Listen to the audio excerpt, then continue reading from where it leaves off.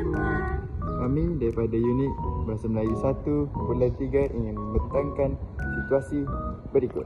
Okey, ciao. Ya.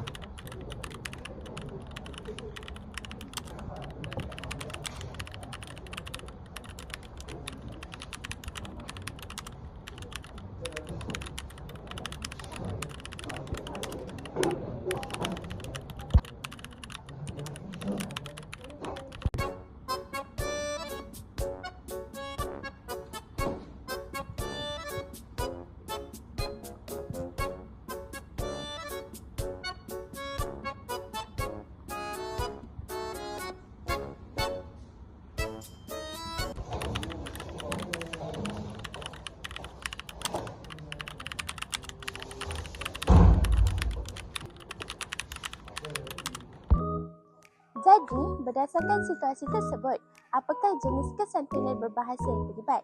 Jenis kesantunan berbahasa yang terlibat adalah kesantunan teknologi atau digital yang melibatkan etika berbahasa di media sosial dan kesantunan berkomunikasi di aplikasi mesej. Okey, seterusnya adalah kekurangan ataupun kesalahan yang terdapat dalam kesantunan dalam situasi sebentar tadi. Yang pertama adalah penggunaan huruf besar yang menunjukkan nada marah ataupun nada tidak berpuas hati.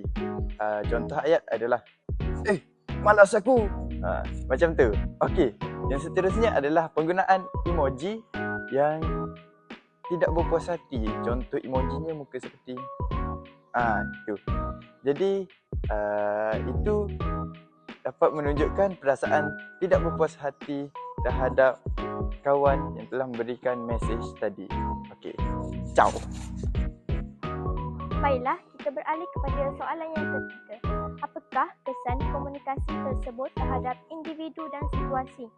Baiklah, kesan komunikasi ini termasuklah yang pertama, menyinggung perasaan pelajar yang pertama dan ahli kumpulan yang lain.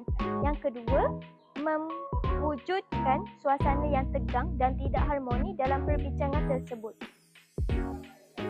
Soalan yang terakhir, bagaimanakah komunikasi tersebut boleh diperbaiki agar lebih santun? Yang pertama, menggunakan bahasa yang sopan dan nada yang lebih berhemah.